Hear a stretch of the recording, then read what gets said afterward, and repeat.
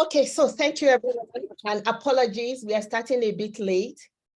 We are so excited to have all of you join us for this very important webinar that is happening at the sidelines of the Commission on the Status of Women that is taking place in New York. So for us, it's feminist foreign policy. The concept of feminist foreign policy has emerged over the last decade to become a centerpiece in international relations and development. And I'm very sure many of you have heard about it. Presently, globally, we have 12 countries that have developed feminist foreign policies, with 2 being in Africa.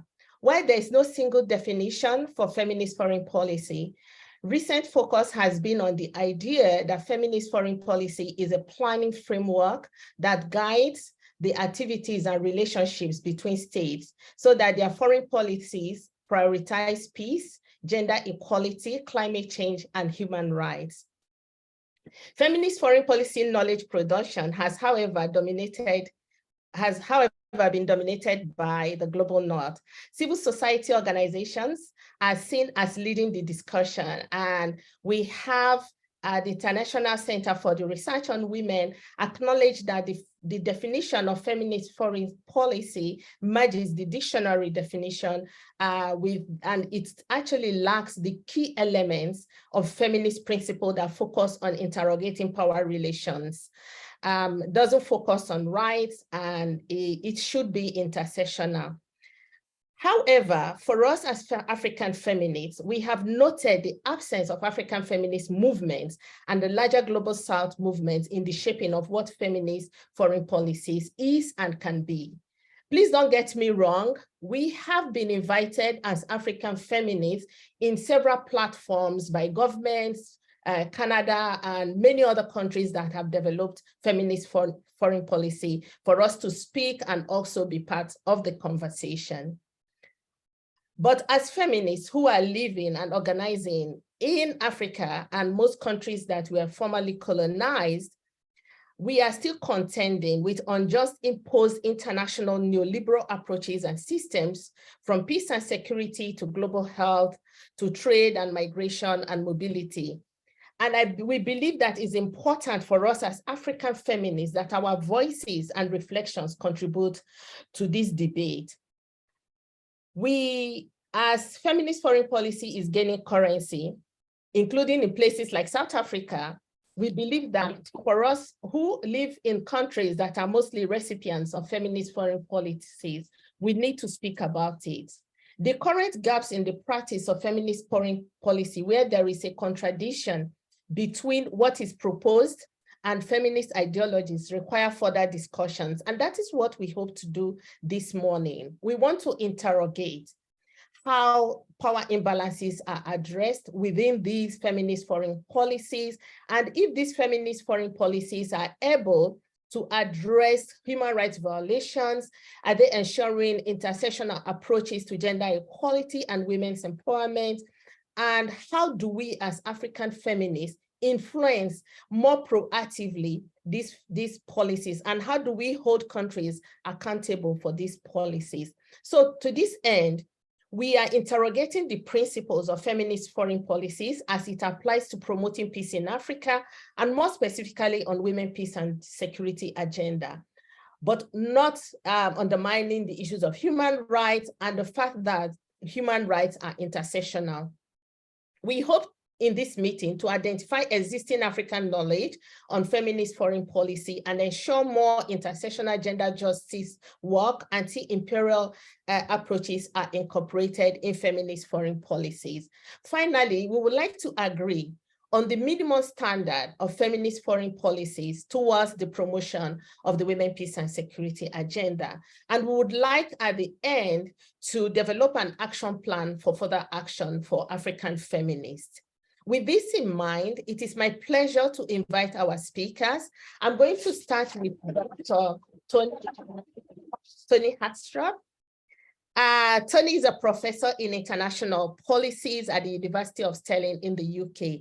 She's passionate about research that connects academia with policy. Having accumulated more than 15 years experience of working in academic and nonprofit environments, she has written for academic outlets and digital platforms. She has also provided expertise to international organizations such as the UN, the African Union, the European Union, and the World Bank, as well as government agencies in Scotland, UK, Canada, Germany, and Sweden, contributing to their efforts on the women, peace, and security agenda and feminist foreign policies. I don't know who else will be better to start us off today as we start our conversation. Dr. Toni, you're welcome. I would like to just ask you to speak on what are the existing knowledge, African knowledge on feminist foreign policies. How can this be improved to ensure more intersectional anti-imperial approaches are incorporated? Over to you, Dr. Toni. Thank you so much for having me here. It's afternoon here, and I couldn't be more pleased to share this space with all the feminists, yourself, Rosebell, and of course, Memory. It's nice to meet in this way again. So what I wanted to do is I don't want to take too much time talking because I don't like to hear my own voice. And I'm actually quite keen to get to that bit where we're coming up with an action plan. I think a lot of, as you mentioned, a lot of the discourses around feminist foreign policy has tended to really focus on the global north. I think this is a bit ironic given what Miriam Mukalazi says, which I'm paraphrasing here, which is the fact that feminist foreign policy itself is supposed to open up a space for us to sort of critique power, and especially the power dynamics between the global north and the global south. And in fact, this is what feminism is, and this is what feminism should do. And yet we tend to focus just on the dynamic of equality, which tends to sort of link to programming, for example. And I've always argued that, actually to attain true equality, which I do think is a minimum condition for feminist foreign policy, we do need to rethink who has power and where power lies, and especially masculinized power. And I think this must also include the ways in which we think about knowledge and knowledge production.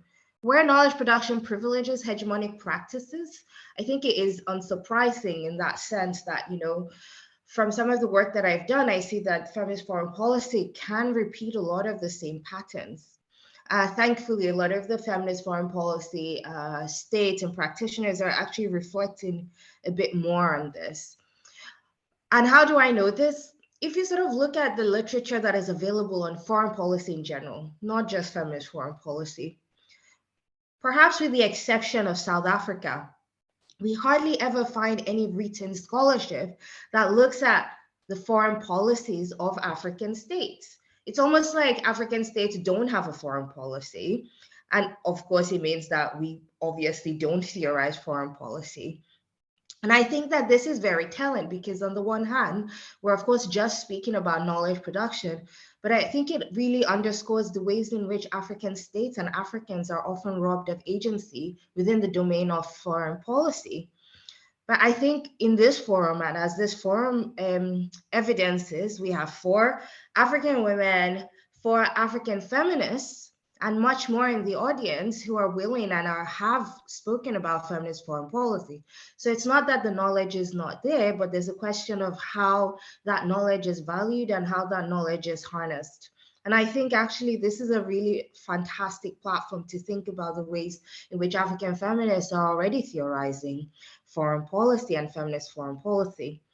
And indeed, actually, if we spend a bit of time looking outside of the global north, we begin to find other ways of knowing that not only considers the intersectional, since actually a lot of the global north conversations do talk about intersectionality, but as I think you mentioned, there's kind of that mismatch between practice and actually articulation.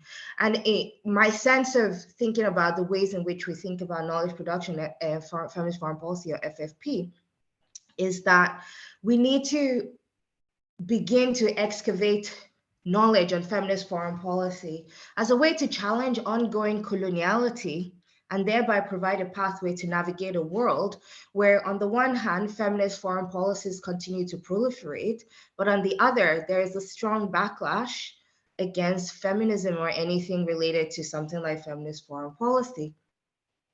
I also think it's important to sort of think about the ways in which knowledge is made and the ways in which that African knowledge feeds into broader practices of feminist foreign policy, because as he said, we are the recipients of this seemingly new approach.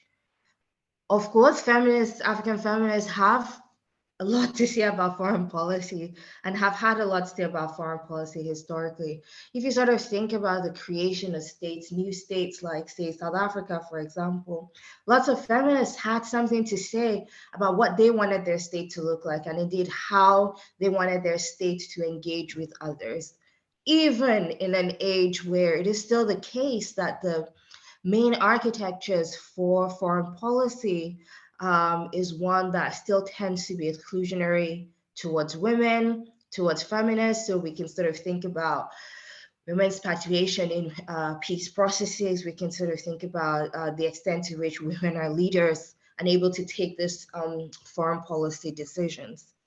But I would suggest that just because we don't have women or necessarily feminists in formal decision-making position doesn't mean that there isn't sort of feminist thinking and feminist theorizing coming from Africa.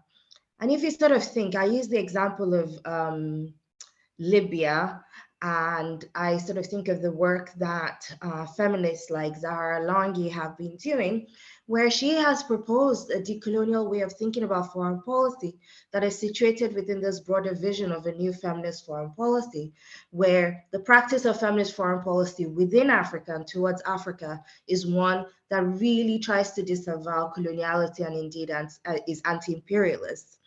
So Langi has argued that feminist foreign policy in the Libyan context, and I think this aspiration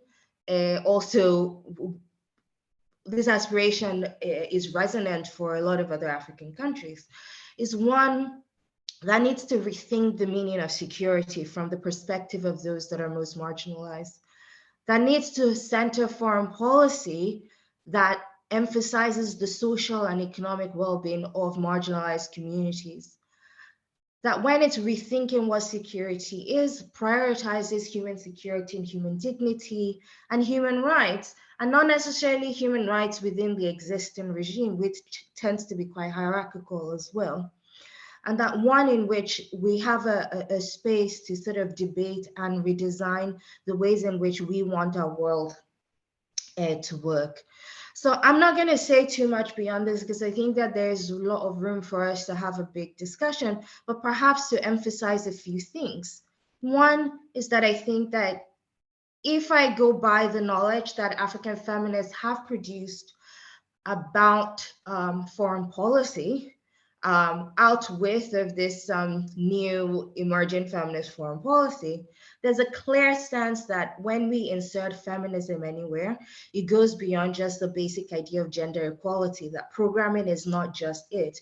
And even when we think about programming, that we need to think about how we do it differently in a way that interrogates power dynamics, particularly between the global North and the global South.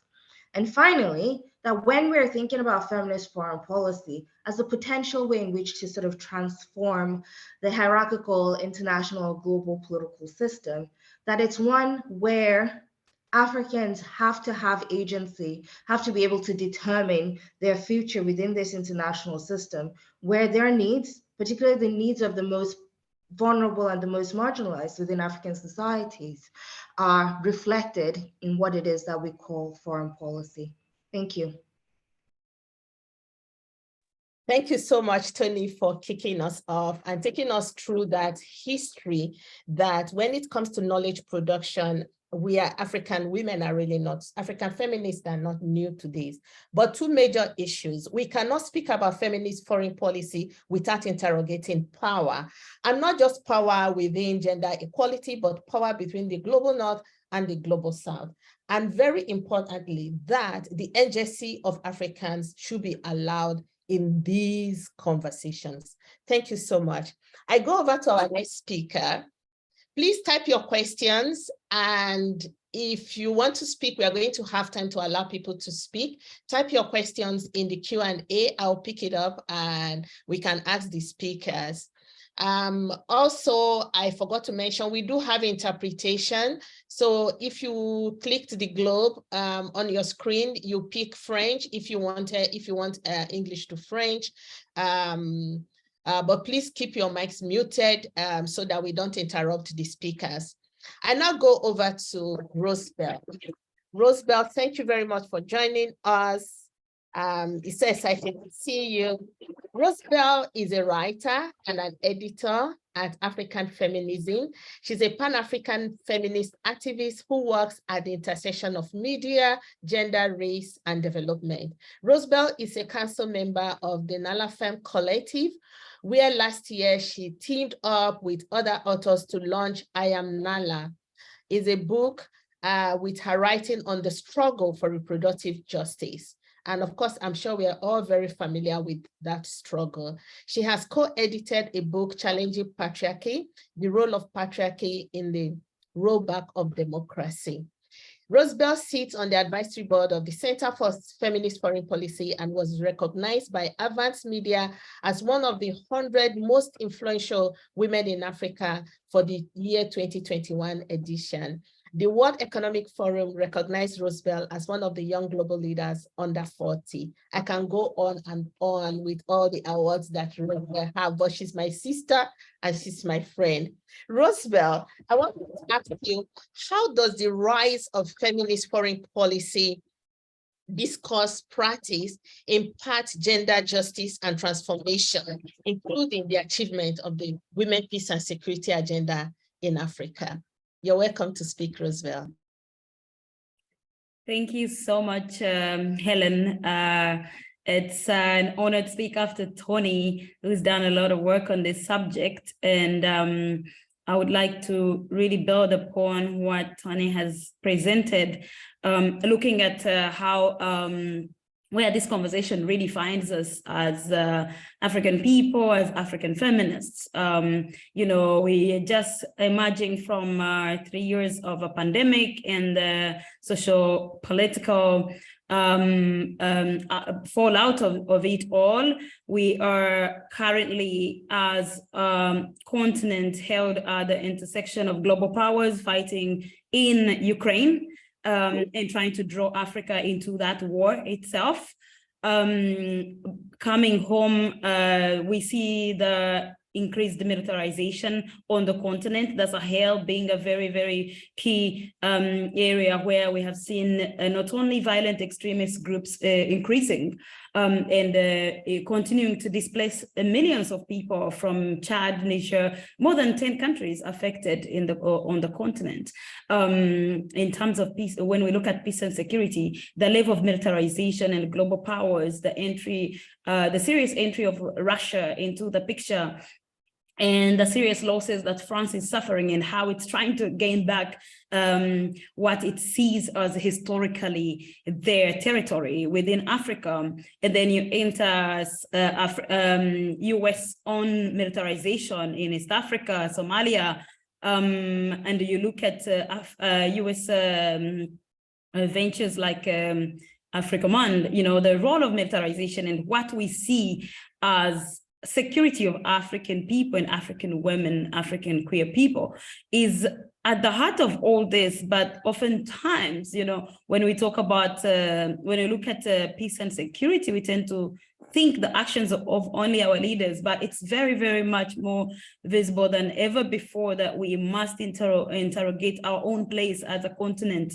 as these powers are fighting for control of our resources, our allegiance at this point in time. It's much more overt than ever before. So that's where we find ourselves as we discuss this. And of course, we saw with COVID and health, global health security becoming an issue and also being used against African people with travel bans and and securitization of borders that is definitely affecting all of us, our travel. We find ourselves at a time with a climate crisis, which is a women, peace and security issue, and the work of African and ecofeminists from the majority of the world is very, very key for us to understand where we are and where we should be going as we look at this issue. So it's for me, then we have questions of course, migration and the migration policies that are being imposed, both our governments, but also imported and imposed by the global system that we have to contend with. So it's very, very important. We're looking at trade, we look at patent rights that, you know, for months, governments were trying to get hold of vaccines that were already like being distributed to 70% of the people in the Western world or other countries. So we find ourselves like peace and security, our peace and security, or looking at our safety as such, no longer through the narrow lens of war or peace, but rather all this intricate cocktail of issues that we have to contend daily with as a people. For me, that said, it's very important to note, like Toni has said, that, you know, the conversation has been driven a lot by the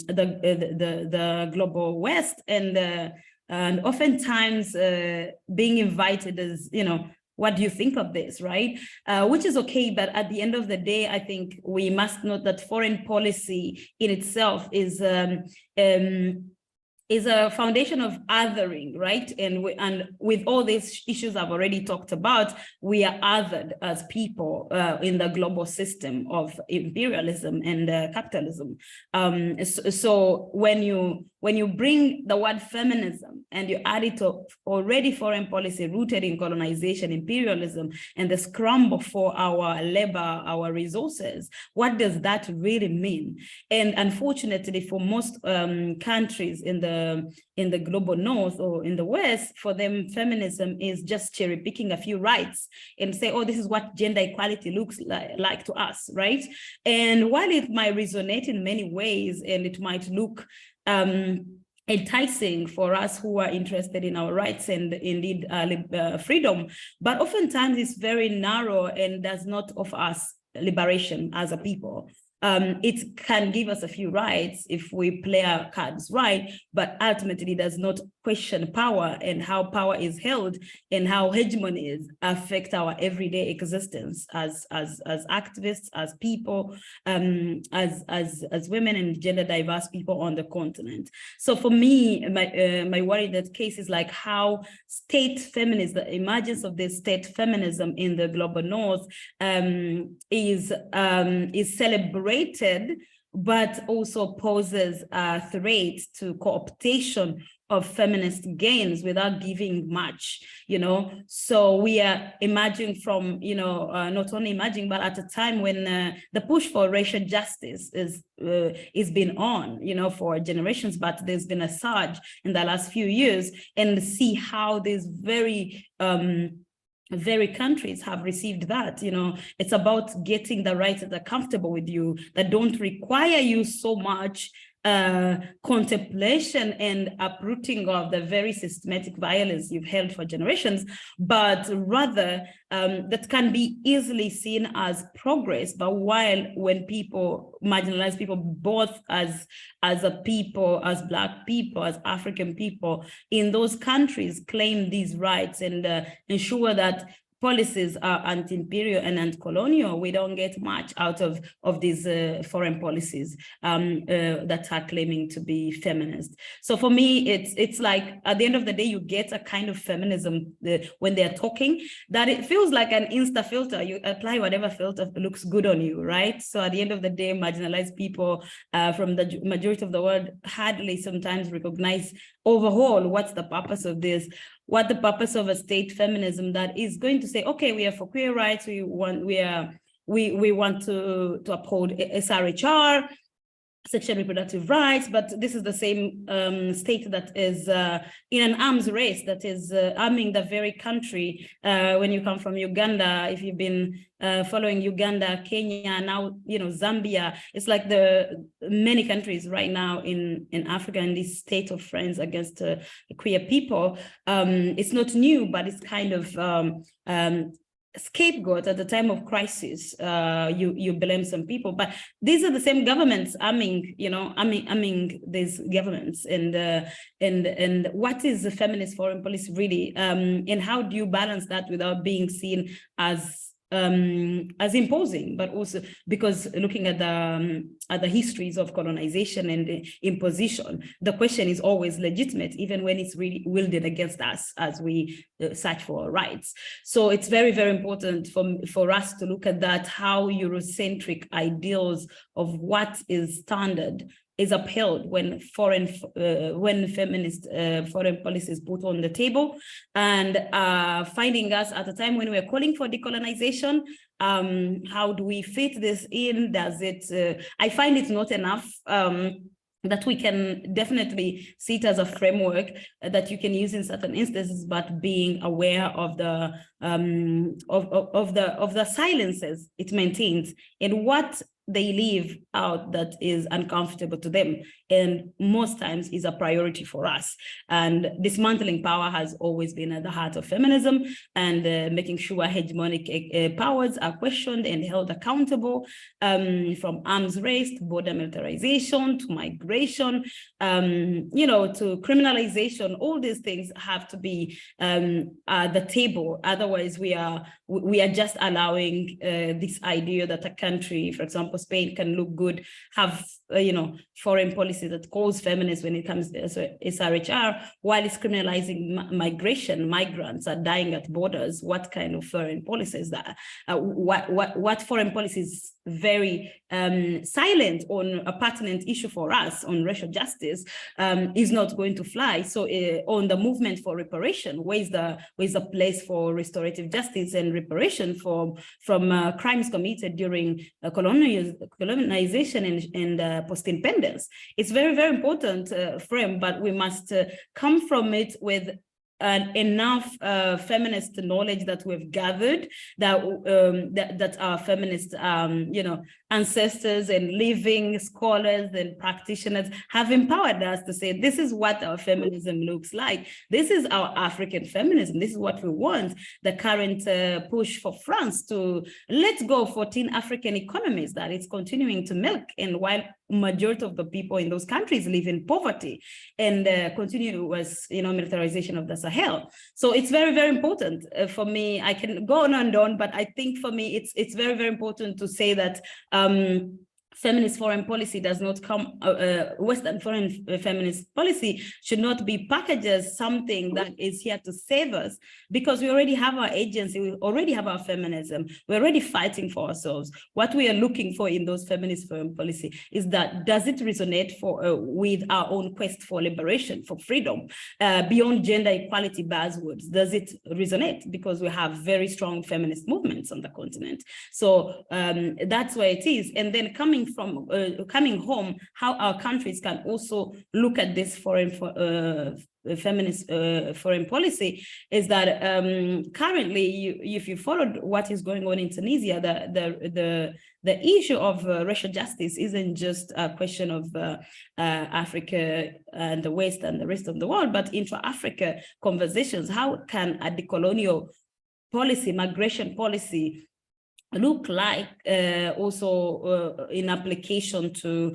how African people are treated within the continent? African women comprising of increasingly a lot of people on the move in our own regions. So it's very, very important for us to look at that and widen that and make sure we inform before our governments oftentimes latch onto their own cherry-picked ideas of foreign feminist foreign policy. We need to have these conversations and continue to question, both by the foreign policies of the West and other countries, but also push for our countries to integrate our own ideals, our own ideas. I think Professor Sylvia Tamale has extensively talked about this in Afrofeminism and Decolonization, our own philosophies of Ubuntu. What does it mean for an African country to have a feminist foreign policy that is rooted in the protection of all end rights?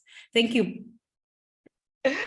Wow, thank you, Rosebell. So both of you have just got our head open, thinking. My mind is going all over the place.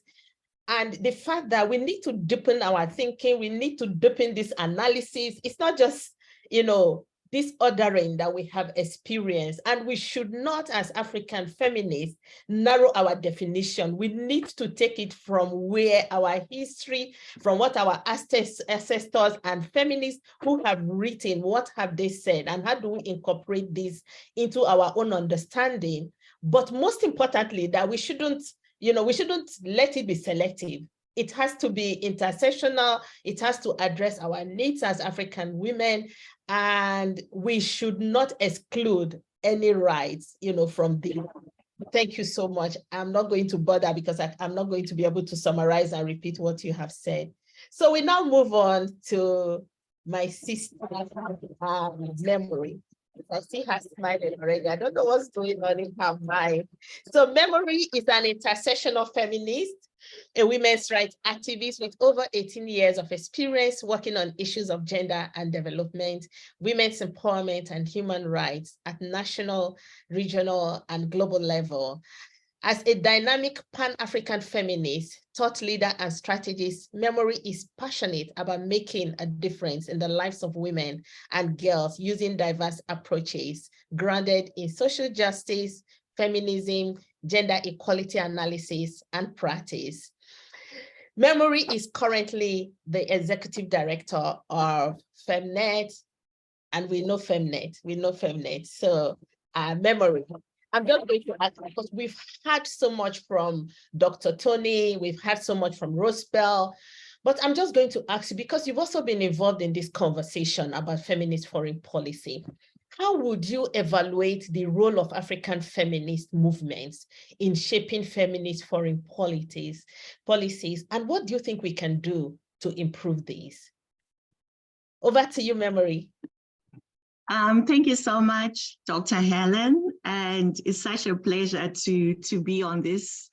And I think I don't have the solution, but I'm really honored that we're having this conversation. And really speaking after Rosebell, after Toni, I just feel I'm the only one without a PhD in this space. But I think maybe to answer what you have just asked, the first is really having this conversation. I think coming together as African women's movements to start asking and interrogating what does feminist foreign policy mean to us. And really, like both Toni and Rosebell have already expounded that feminist foreign policy is not foreign to the African continent. So I think for me, my first point is we really need to first really interrogate that our history, our hair story has been invisibilized. It has not been archived. So we need to start really starting to document that we have been involved in foreign policy as African feminists, as women. So how do we start building and leveraging on our story, on who we are as African feminists, and what tools we have used there, so that we remove the notions that feminist foreign policy is not African. And I'm saying this deliberately because I know that we've really struggled in the sexual reproductive health and rights justice movement when we are really asserting who we are as Africans, and how it's always pushed back to say that is not African. So I feel when we talk feminist foreign policy, we should really start by owning that, feminist foreign policy, it is something that as the African continent, as African feminists, we should be interrogating it, we should be documenting it, we should be actually writing about it so that we are creating our narrative. The second thing I also just wanted to point and really emphasize is that we find foreign policy being situated in a very capitalist and extractive model, which is really a model that as African feminists, if we read the African Feminist Charter, this is what we have been fighting for in terms of dismantling the way we are viewed as, you know, we've seen how all these states have been really built at the backs of the labor. It has been built at the back of the resources of Africans.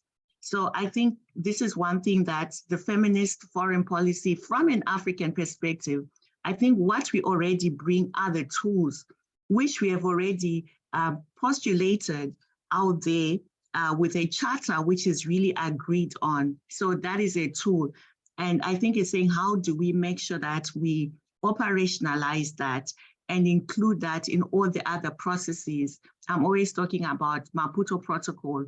Also, it's something that is really tangible when we are looking at what sort of principles that we have on the continent. So I think another thing is also when we look at how we have seen, for example, right now we are having this conversation at the margins of CSW, which is looking at technology. But we find that most of the conversations are really shaped as most of us being consumers, most of us being just users, and not the other way of us being, you know, we are still being viewed as just being recipients and not as the innovators, as the designers, and as the ones who are fundamentally pushing for transformation. So I think my other point is, as women's movement on the continent, is to really start positioning ourselves as the innovators and the framing of what feminist foreign policy should look like. And I think already Toni mentioned Solange's work, which is already giving a critique in terms of feminist foreign policy. Another thing also to note is that African feminist movements have really been on the front line of foreign policy.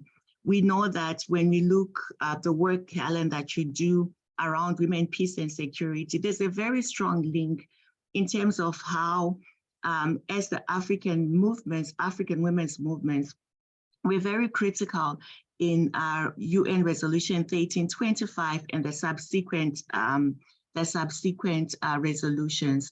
So I think it's very important when we also, the role that we can play and continuously play is really when we look at foreign policy to see how does that have a connection with women, peace and security. And this is what we can also continuously do as well. So just maybe 3 points. So the first one is, what can African women's movement do? I think we can continuously, number one, to really build the narratives ourselves, to frame it ourselves, to leverage on the tools that we already have. The second thing is really around accountability. How can we have frameworks for accountability to the governments that already have feminist foreign policy, so that we are moving it from just being a conversation, a proclamation that we are feminist, yet we know, for example, and I'll mention Canada, where we've seen a lot of extractivism that is happening within, yet they have a feminist foreign policy on the other hand. So that's sort of like, how do we really bring them to be accountable, because it's not aligned to the principles of feminist foreign policy, because we still see the harm that most of these North-based countries with feminist policies still do. Rosebell talked about trade, about intellectual property rights. So there's still a lot of harm. And I think it's important for us to have those accountability frameworks. And this is what we can also do. And on accountability framework is also around resources. How are the resources we know as women's rights organizations, as feminist movements, resources are political, how they are shaped, how they reach us on the continent, and how we are able to make use of them if it's going to be philanthropy, because we've seen most of the feminist foreign policy have really prioritized resources. But the way the philanthropy is the way we are benefiting, most of it is still within the same complex, problematic frameworks, where it's not trust-based, it's a lot of reporting. So I think it's important for us also, we have a role to play around pushing back and really informing how the philanthropy, when you look at the R, which is really prioritized within most of this feminist foreign policy, is managed. The third one is really, I think, continuously politicizing. I think we need to look, when you look at the continent, how do we work with our governments on the continent? One thing I've always wondered is how, when you look at the European Union, they have a foreign policy in terms of how they are going to continue ensuring their interest, of course, around the whole capitalist extractivism. And we find that, I think, on the African continent, we have bodies like the AU, and within their foreign policy, we need to really strengthen that to ensure that it's protecting, it is political, economical, and also really strong in terms of preserving the freedoms of Africans. So I think within that, we have a mandate to fundamentally interrogate how within the African Union, when we look at how they are negotiating in their foreign policy, how do we dismantle this masculine hegemony, patriarchal notions of feminist policy and really start using our tools of feminist analysis to be able to interrogate and to influence all the decisions that are made at the continental level. And I think just to end is to really strengthen the women's movements. I think we need to build knowledge. We need to build conscientization on the Pan-African feminist agenda. So we need to ensure that we are using the intersectional approaches that are transformative, and that we really start translating what feminist foreign policy really means to us in our work. We need to see it not as a complex, abstract, theory, but this is something that we do every day at the front lines. It could be on the climate crisis, that Rosebell mentioned the crisis, but we really need to really start seeing how do we make it applicable to the work that we do. And I think just to end is that we really also need to be careful in the work that we do, that we are also not translating or transferring the burden of solutions for foreign policy to women and the women's movements, because we have been pushing for it for a long time, but we should also be making sure that we are calling out and we are making sure there's accountability to the governments that have, and that within our own governments, we are also pushing for feminist foreign policy and for the implementation of those principles. Thank you.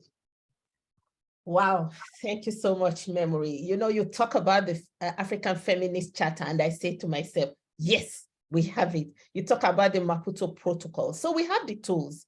We have things that we can use as Africans that already have been put, on the ground for us to use to make this analysis so that we benefit, from all of this. But those tools that also stimulate our agency, that affirms us as African women who already have knowledge and should be able to engage. Thank you. So I'm going to the Q&A, and there are very interesting questions here, and I will try to direct them to the specific speakers. Dr. Toni, there are two questions here for you.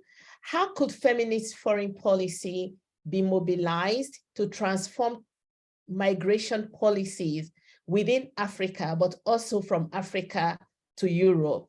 And secondly, Kitty says, thank you, Dr. Haastrup. Do you believe that the state is no longer the sole referent object in feminist foreign policy?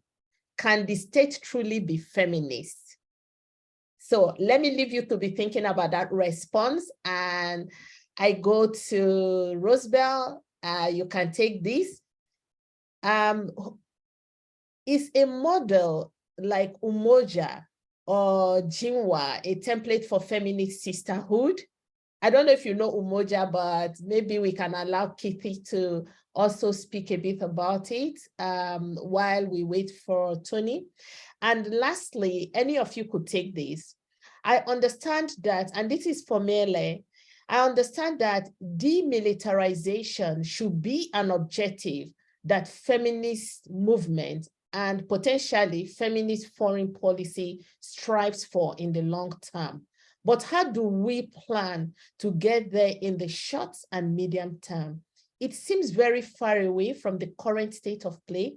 How Rosebell rightly showed, I sometimes wonder how realistic is it to aim for demilitarization? So Rosebell, maybe you can take that, and Memory can take the one about the Umoja template for feminist sisterhood.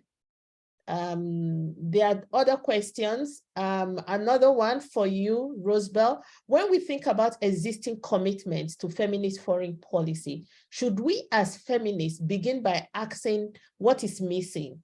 What is silenced? What is left off the agenda? Yeah, that's very interesting, Luis. Thank you so much. This is for Memory. Hello, Memory. Powerful all your call for us feminists to also interrogate and influence that the foreign policies of our states are also feminist is highly undiscussed. Any thoughts on how we can do that on the ground? So Kitri is explaining that Umoja and Jiwa are women-led societies. You know, like I think there's an example in Kenya and in Syria. So let me leave you all to respond to these questions. I'm starting with you, Dr. Haastrup.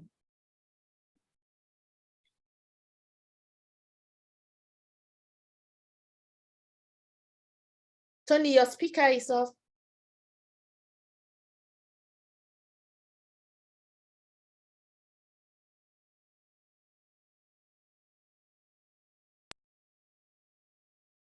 Toni, are you able to respond?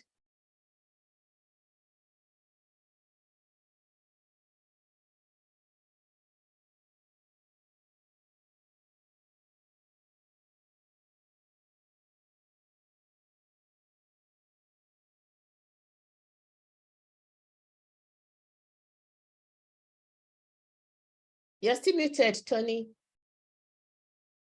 Rosebell, do you want to come in? Okay.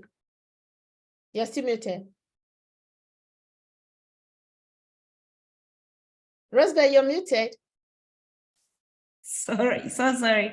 Okay.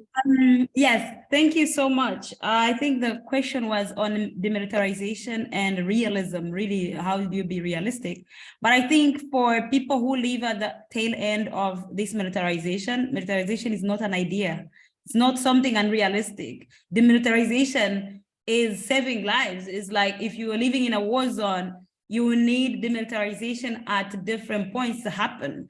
So while the idea of global demilitarization will not happen at the same time, for people currently living in camps in Niger, in northern Cameroon, the understanding is that without demilitarization and being able to speak to the power of different empires fighting within that corridor and what they're contributing to is not going to end right now. You see a lot of arms coming in from Russia. So without, before there was this idea that African conflicts are African conflicts, right? The refusal to recognize the global arms race, who is the top percent selling arms, Germany, Sweden, all these countries claiming to have foreign feminist policy. For me, it's very important that feminists in those countries can organize and consistently campaign against militarization.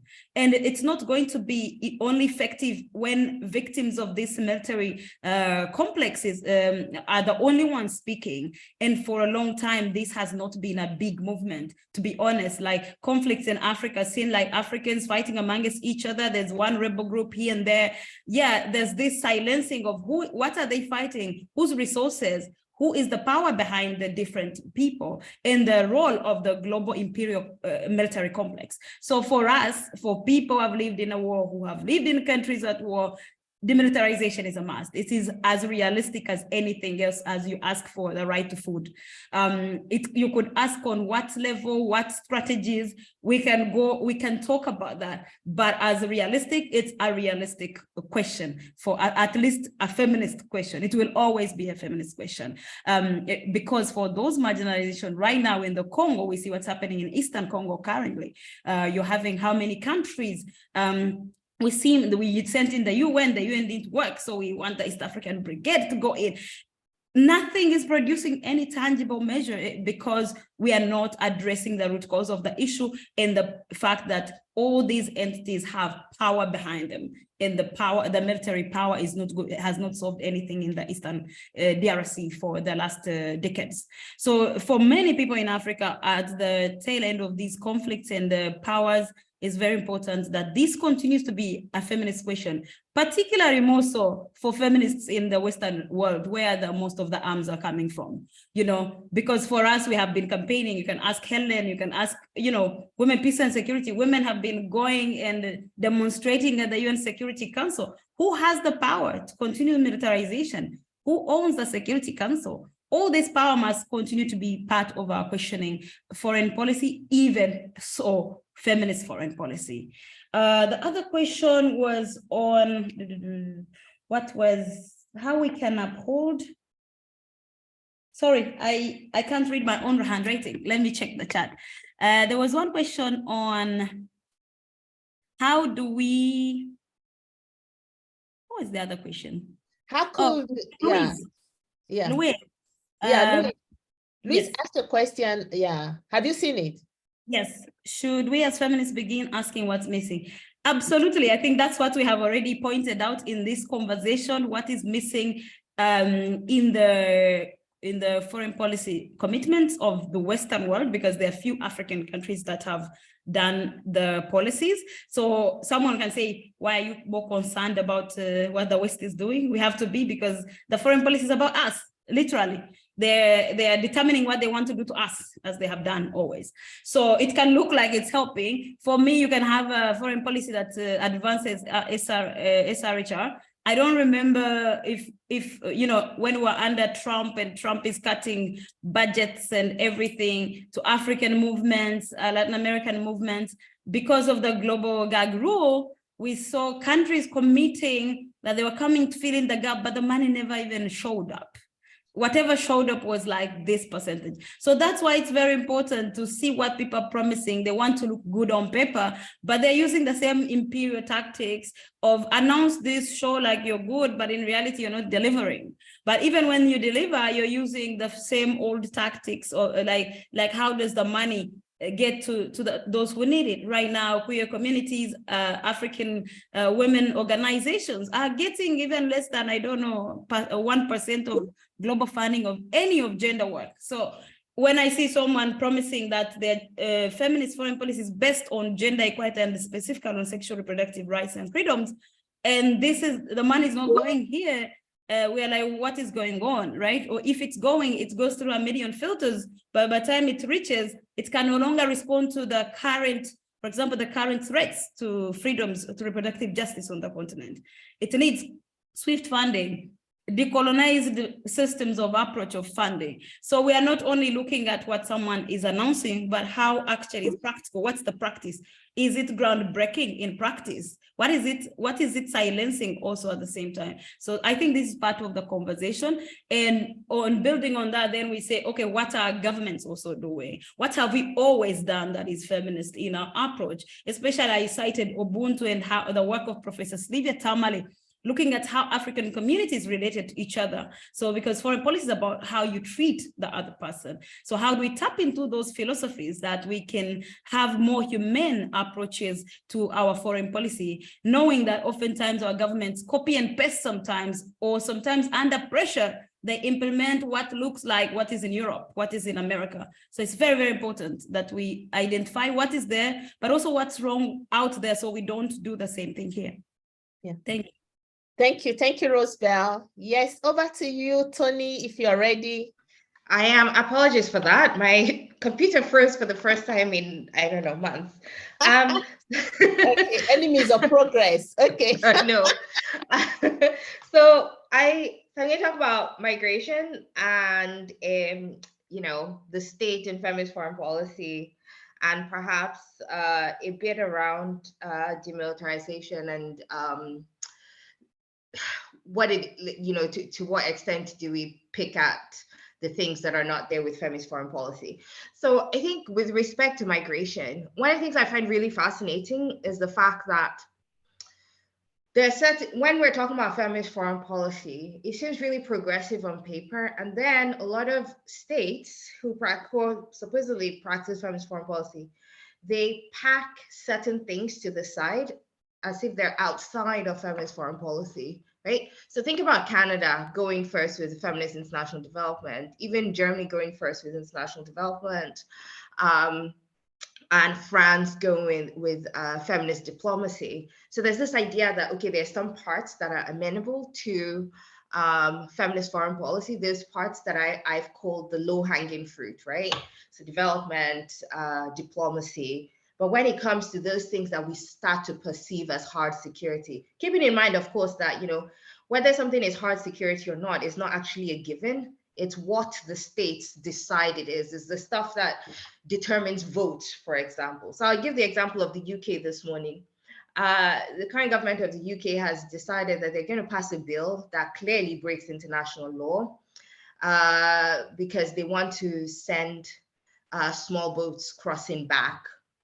Or rather, they don't want small boats crossing, and the people on them, they want to be able to reject their asylum claims so that they can never ever claim asylum in the UK. And according to them, this is okay because it's what the people want. And also this another route to do it is through the legal ways of claiming asylum, except they're no you have to do things illegally in order to be able to do them legally, as convoluted as that sounds. Because it's not the case that you suddenly appear at an airport and say, I want to be able to claim asylum in the UK, and they'll let you get on the flight, right? So the current carceral migration regime does not actually allow that to happen. Now, of course, I use the example of the UK because it's current extreme one, and it's not necessarily a country that is going down the path of feminist foreign policy. But Australia is to an extent no different. And this is a country that a lot of people are quite comfortable suggesting it'd be sort of next on the list to sort of do feminist foreign policy. Now, when we're thinking about Africa and Europe, what can we do? I think it's really important that those of us who are feminists who are located in the global north ask for our seat at the table where these decisions are being made. That we're not just looking at issues around, say, gender programming over there, to actually look at the issues within our own societies. So as progressive as the Swedish approach seemed initially, one of the things I said from the very beginning is that I did not see a consistency between what Sweden was advocating externally and the ways in which it treated migrants internally. So one of the big issues around feminist foreign policy is that there has to be an accordance between what is happening domestically and what is happening internationally, which I think goes back to the second question that Kirthi was asking, which is, you know, is the state still the reference for feminist foreign policy? Can the state be feminist? So for those people who've read my work, you will know that the answer is a big fat no. I think the whole point of feminist foreign policy, if we truly had a feminist foreign policy, we wouldn't have foreign policy, okay? So the whole point about foreign policy is that you want to articulate your own interests and the ways in which you see the world as being normal, as being the way that the rest of the world should see things with you. And some of those things might be dependent on shared values and shared norms, and some of those things are good. So, that's not the argument I'm making. But when you have foreign policy, by its very definition, it's hierarchical. And feminism wants to get rid of this hierarchy. So in a sense, feminist foreign policy in a feminist utopia cannot exist. Nevertheless, I think feminist foreign policy is useful as a way to begin to interrogate those problems that we see with foreign policy practice in general and international politics on the whole. So that's my very academic answer to Curtis' question, that no, we can't really, but I still think we can have things that we call feminist foreign policy as a way to be able to have those conversations, as a way to be able to talk about demilitarization being something that we don't just talk about, that we strive towards, as a way to sort of say, well, you said you're going to do this, but that's not actually what's happening. Or you say you're going to do this in this area, but it's not, there's a sort of policy incoherence here based on a very specific value of feminism. And sort of related to that, I urge people to think about feminist foreign policy, not as a thing that we sort of achieve tomorrow, but rather as a process, which is why I like feminist foreign policy definition of feminist foreign policy as being a framework. It's not one thing. And we would expect that different states will have different articulations of how they see feminist foreign policy. But if we sort of look at it as sort of this framework for potentially how to transform our society, how to transform our systems, then we can think of things like demilitarization as something that indeed we will not get in the short term. I also think, on demilitarization, on militarization and demilitarization specifically, I often focus on militarism itself, not just militarization, because militarism as the ideology that drives us, I think, is what feminism would seek to interrogate. So, for example, I'm not a pacifist, and I'm very clear about that. I think sometimes you do need weapons to defend yourself. That said, the way that I look at the world now, there's always a quickness to grasp for the military option. And until we stop thinking that security equals the military, regardless of whether you're the state or you're the insurgent, we cannot get anywhere, which is why, of course, I think that in the quest for peace, demilitarization or efforts towards demilitarization has to be the answer. With respect to silencing or not, looking at silences.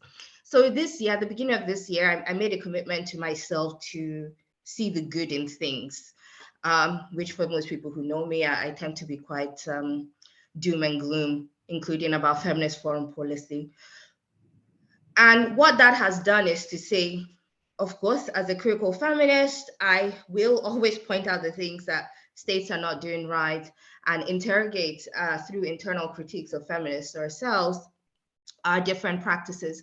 At the same time, as I said earlier, I do think that, feminist foreign policy, there are certain things that are not compatible with feminist foreign policy to my mind. So I think Memory mentioned one of them, this sort of global neoliberal capitalist system, this hyper-masculine militarism.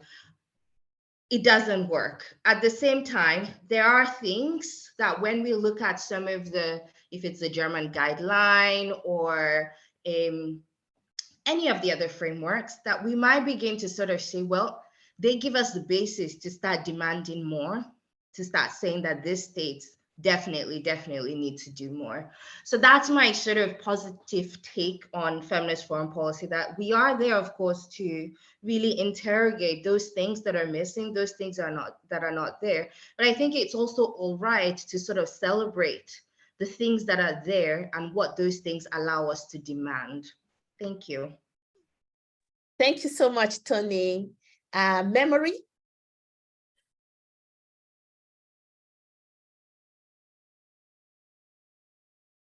All right. Yeah, thanks, Helen. So I think I'll just answer to two quick questions quickly. The first one was really around Umoja. I think it's more like a comment. And I think the Umoja, the women-led communities within themselves, they are also power hierarchies. So I think we do have models, and we should also know that we cannot exist without the other genders. So I think it's also important to embrace that. And I think when we do look at the really tenets around our feminist policies, feminist principles, is around power. So I think it's also important for us to really highlight what women-led sort of like societies could look like. I think the African continent is the continent with the highest number of female presidents. If I'm not mistaken, it could be 5 who have actually come into power. But if we are not addressing, you know, the systemic and the structural powers and the models in which our states are built in, which is very much strongly around the hegemonic power of conquering, of acquiring, of subjugating, of a violent nature, then there isn't much we are doing. So I think for me, when you look at feminist foreign policies, how are we using this analysis to really start creating an alternative, what alternative states can look like, you know, which are really being led from a feminist perspective, because it wouldn't matter who is leading, as long as they are not feminist. And I think this also applies even to the feminist foreign policies that we are seeing coming. We just saw Sweden all of a sudden, because a new government came in, you know, they removed the feminists and they're saying they're no longer pursuing it. So I think it's also, how do we make it really institutional, really founded, you know, the foundational part of feminist foreign policy should really be around dismantling the power structures that we know are very, very problematic. So yeah, I think that would be my comment on that. And I think it's also important to say, how do we ensure that we are not replicating the same structures of power that we do not want to see? The second question was, I think, around tools, like what sort of, if I got it right, what sort of specific tools we can use. So I think for me is to really start pushing our governments to prioritize a feminist foreign policy as a framework. I think we've done it with a lot of other instruments, and I think this is a good way to go, and really not because it's a fashionable thing that's happening, but I think it's important for us to really start saying, if people are planning, if people are making policies around us as Africans, then we should also, you know, be making sure we are making our policies both domestically, but also responding to the international onslaught of recolonialization. So how do we do that? And the best way to do that is, so I think, using those entry points. It could be in diplomacy, it could be in development as well. But I think it's really shifting mindsets to say, we actually have the power for us to start designing what we want foreign policy to really look like, and what we want development and diplomacy to look like. So I think just a few things. We can use some of the formal mechanisms around reporting, and within that, we can start seeing how our country is faring. How can we also push for, it could be indicators that are specific around that. I think maybe that could be practical, but I think also what we do most of the times as feminists is to disrupt. So really disrupting the way things are designed, even the way the global standards, because you also see even the way some of the global standards and norms, they're really being pushed by an agenda which is not coming from the continent. And they've made it so difficult for even the contribution for us to be able to do and to create global international norms, very difficult and very complex.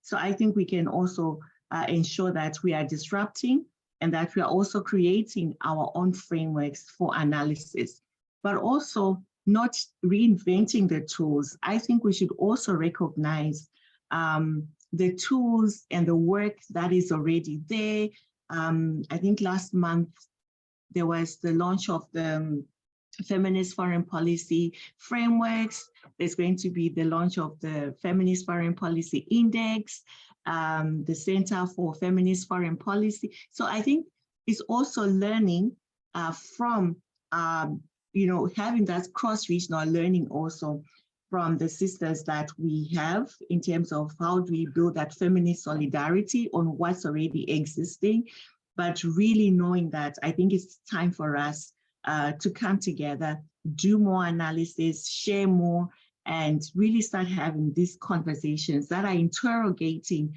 what is missing. And I totally agree. I think there's a comment around what is missing. And I think what is missing is really the consistent perpetuation of, when you look at the whole inequalities and the way power is used.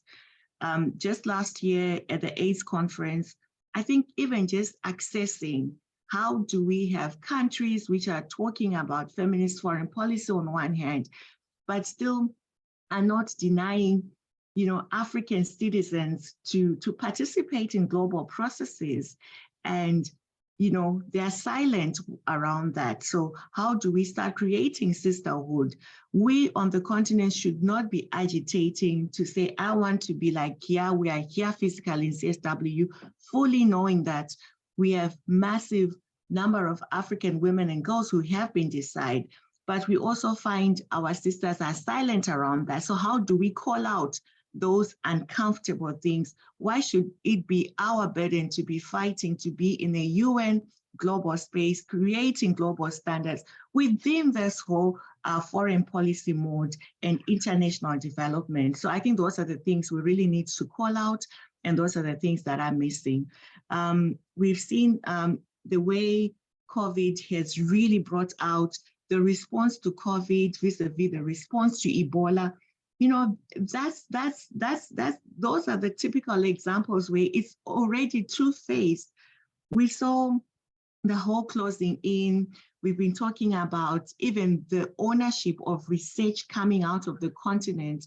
Last year at the AIDS conference, there was the campaign on undetectable is untransmissible. And this is research done in Botswana, but it hasn't been accepted globally because it's coming from Africa. So I think that duality is what we need to really call out. But in the same time, we are also creating our own frameworks that will work for us. Thanks, Helen. Thank you, Memory. And just thank you for shifting us to the last part of this conversation. You've already started articulating some of the things you think we should be doing, more analysis, disrupting, challenging and dismantling patriarchy. But I just wanted us to, I see two quick questions, which I'm going to just read, and please feel free to respond to them. But what I want us to do is, what should we do moving forward as African feminists? I need smart actions that I'm going to put down and follow up. But please, if you are in the audience and you're really eager to say something, please, I don't know if you can put up your hands and then the host can, I would acknowledge, and then the host can allow you to speak. Just indicate. We don't want to be talking only from this side. We also want to hear from you. So let us know if you want to say something that is burning, something in your head. I have a question here from Adekemi. I don't know if she would just talk or speak about the issue by herself, if she's still there. Sandra, could you help me to upgrade her so she could ask the question by herself? Okay, so Kemi, do you want to speak now? Yes, thank you, Helen. Yeah. And my question was about, and I think that, who was it? The last person who spoke, actually, maybe she answered that. So it was about how we as African feminists can use our agency to influence our governments or push back on neocolonialism that comes in the guise of feminist foreign policy. However, perpetuates inequality. And those were the final words that she made before she handed over the floor to you. So I think she has answered them to some extent. She talked about diplomacy, she talked about using development and the tools, but maybe there are other more tangible answers that we can provide to feminists to know what they can do in their own countries to begin to address this dichotomy or this duality that really does not support feminist theory. Back to you. Okay, thank you so much, Kemi. Agnes, I see Agnes, you also permitted to speak. Hello, can you hear me? Yes, please speak.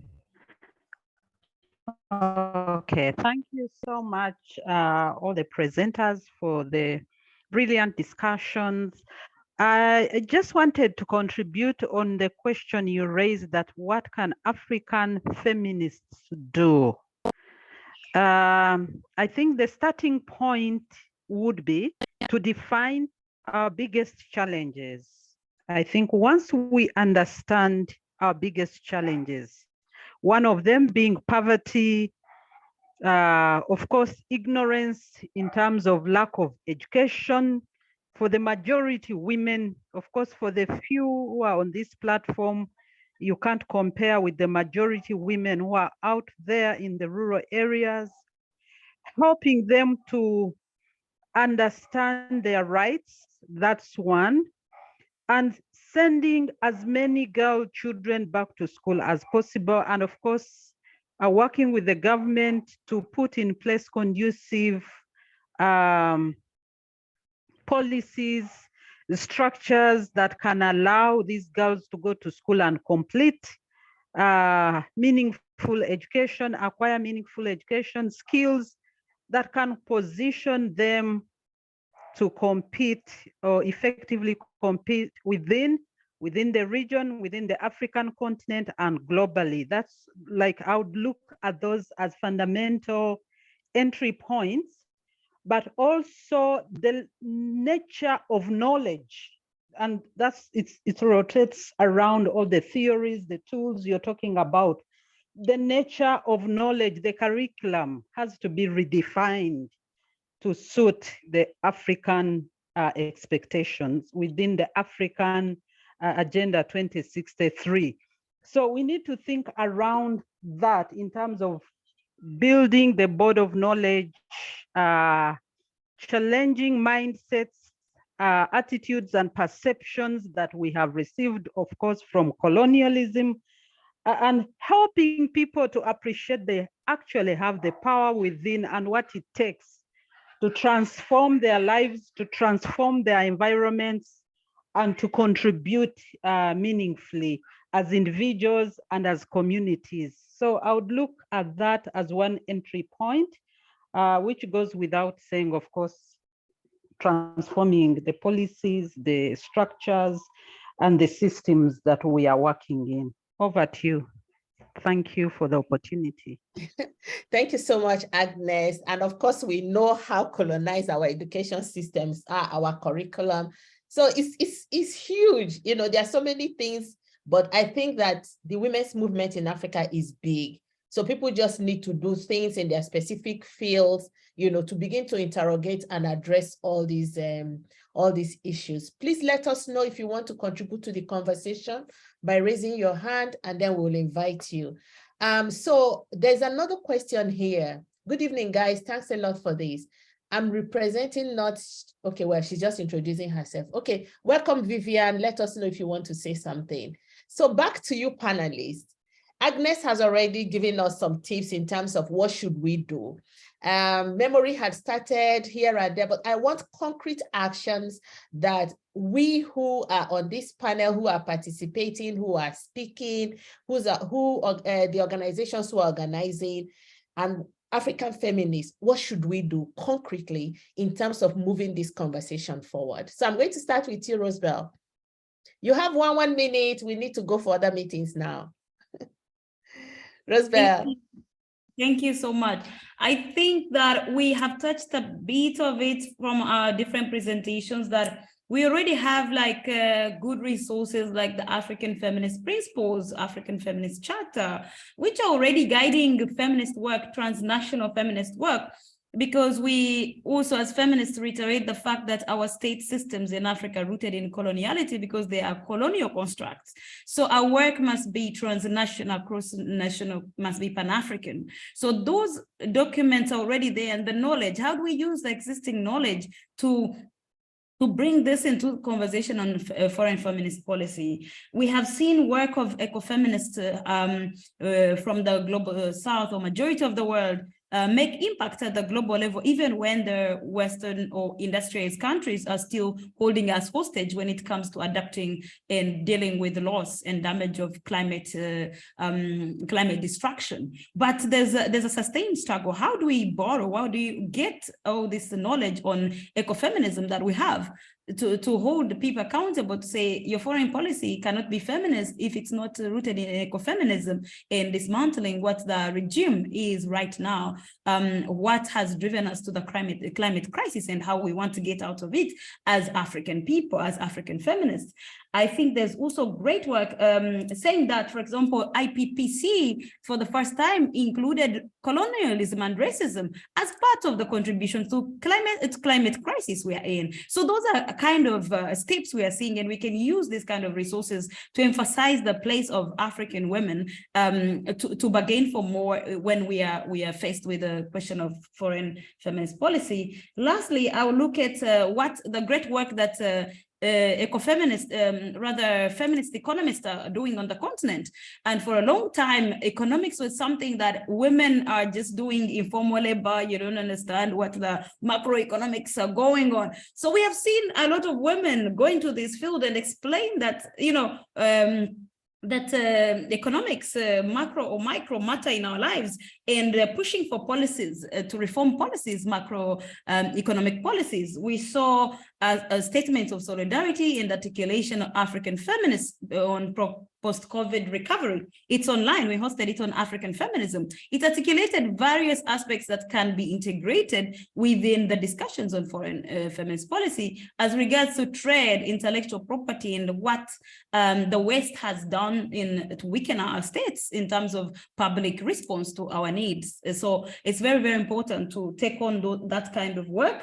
And lastly, and knowing, someone talked about our government, we need to be also, of course, careful the fact that our governments, what they would see as feminist, and they would resist as imposition. We already see the precarious state of queer rights on the continent as framed as something Western. So we have to continue to push back and use our own knowledge. I would always go back to Professor Tamale and many other people on the continent that have theorized and shown us the history of gender diversity on our continent, and tap into that and also kind of shape, but also challenge our own governments not to use anti-Western rhetoric as a denial for our rights. So we have to be very careful, a double-edged sword where our states use this as a resistance to Western world, only when it comes to giving rights to people whom colonial laws have said they are criminalized, right? So we need to be very careful, even as we push for anti-capitalist, anti-imperialist agendas in these feminist foreign policies. Thank you. Thank you, Rosebell. Yes, Memory, very quickly. Yes. Okay, so very quickly, I think just to note that the broader global struggle for women's rights and the African women's movement has been carved out uniquely out of a narrative driven by African activism and experience of women human rights and gender equality on the continent. And this has really been reflected by the emergence of robust African feminist scholarship that we have here, and which is actually beginning. And also, I think it's also important to know that it was started and led by a wave of revolutionary as well as legendary movements that have successfully changed discourse, that have toppled oppressive systems and shifted political regimes. I want to mention Allah Salah of Sudan, who really defined all odds and stood in the face of the enemy. The peace activist Lema Gobwe of Liberia, she led a women's nonviolent peace movement that changed the political landscape of Liberia forever. The spirited Winnie Madikizela Mandela, the anti-apartheid activist and politician, she made significant contribution to democracy in South Africa. And we never forget the environmental warrior and political activist, the first woman to win the Nobel Prize, Professor Wangari Maathai. I'm just mentioning, the heroes that we have on our continent that we continue, we need to uphold, and really also to mention, Rosebell mentioned the work of Feminist Macroeconomic Academy, the contributions of economists, feminist economists, Yasin For, very disruptive. So what smart answer? We need to be in foreign service. We need feminists to be in the governments. We need to work within and outside. So we need to have solidarity so that we can push this agenda effectively. We also need to strengthen our capacities, create spaces where we can be discussing, interrogating. One thing that I find we don't really have, and actually we cannot afford, is just having spaces for us to just think, So we need resources where we can just have portals. We meet in Naivasha, we just think, we theorize, we allow ourselves, and still after that, we still have pocket and food to eat. So it's important and it's political. So we need to create that. As Femnet, if I can just share with the African Feminist Macroeconomic Academy, which is really interrogating feminist economies, which is the orthodox economists and alternatives from a feminist perspective. And really, when you talk of foreign policy, when you talk of geopolitics, and within that, we are also putting a model where we are looking at feminist foreign policy. We also have the African Feminist Climate Justice Academy, really a space for ecofeminism, for healing, but also looking at how, the climate crisis and processes around the climate are the biggest foreign policy space, and we need to find our way, because that's where the global conversations are, and we need to have African ecofeminists infiltrating that space and interrogating it. So we have what we call the Feminist Corp, an alternative disruptive space to really start looking at issues around climate justice as well. But I think just to end, also mention that Asian Action Fund Africa has also had the Feminist Republic, which is looking at feminists, at healing justice, the Pan-African Feminist Philanthropy, Africa Women Development Fund. So I think we do have amazing movements on the continent, which are really contributing to the scholarship. And it's just for us to come together, create a network, and to continuously have such conversations. Thank you so much, Helen. Thank you so much. And Toni, hold your thoughts. Participants, thank you so much. It's so exciting to see how many of you are still here, but just give us 5 minutes to round up. I have Oluwatoyin Olajide, who is asking to speak. And I hope you're going to speak to the fact that what should we do moving forward? I'm giving you 1 minute to Toni. Please speak. Thank you, Helen. Thank you to all our speakers. It's been a really exhilarating discussion. So I would just like to echo most of the things that Memory has said, and I'm going to take it from my, because I recently made a contribution to Peace Science Digest on what an Afro-feminist foreign policy should be. And I remember that I emphasized that it's important for us to have some sort of framework for a progressive realization of an African feminist foreign policy. And this will involve us, feminists, progressively getting into the apparatus, the state apparatus for, diplomacy and foreign policy practice.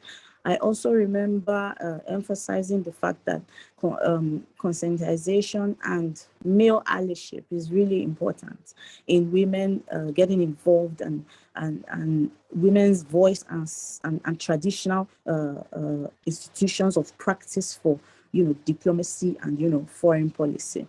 Most importantly, I make mention of the fact that a feminist foreign policy can be the ideals can be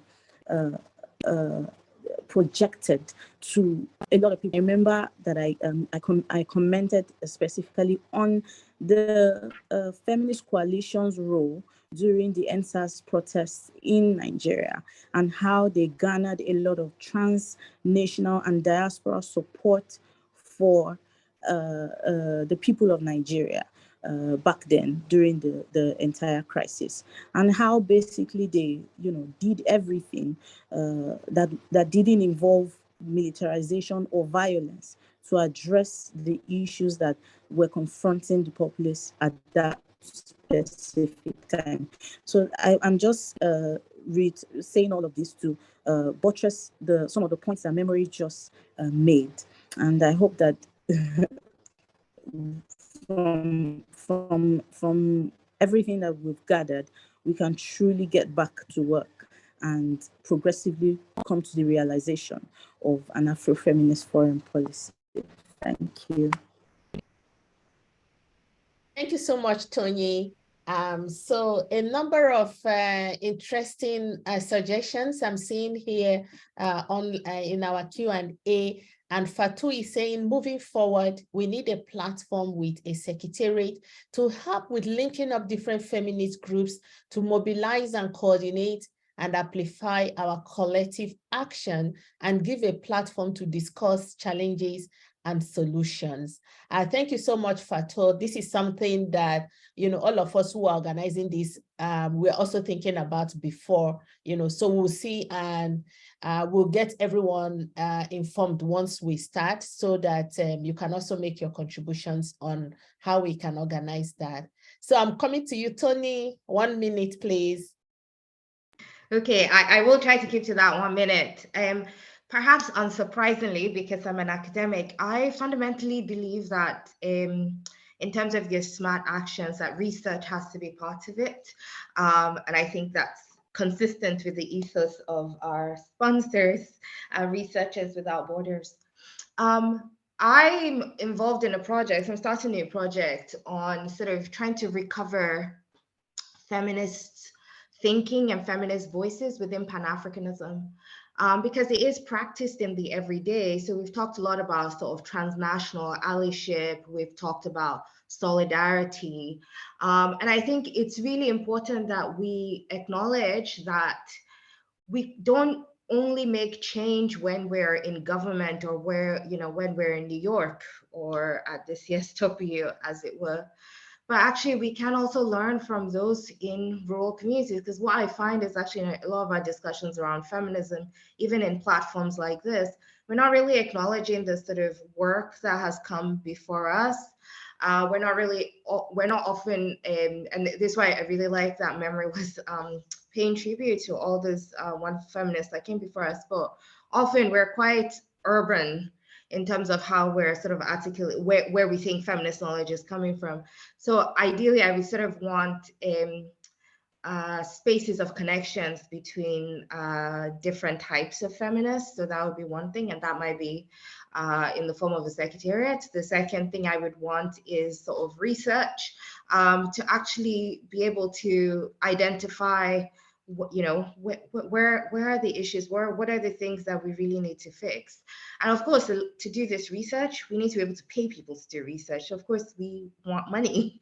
And so when those Global North feminist foreign policy actors are talking about feminist foreign policy, it'd be really good that they sort of put those resources where they are, not just in gender programming, and not just in gender programming that they give to Global North NGOs, but to really sort of do the work when it comes to being able to sort of draw out the volume and the depth of feminist knowledge that already exists on the continent. And I think it's only in that way that we can begin to sort of develop a sort of more anti-colonial, potentially DIY type of feminist foreign policy.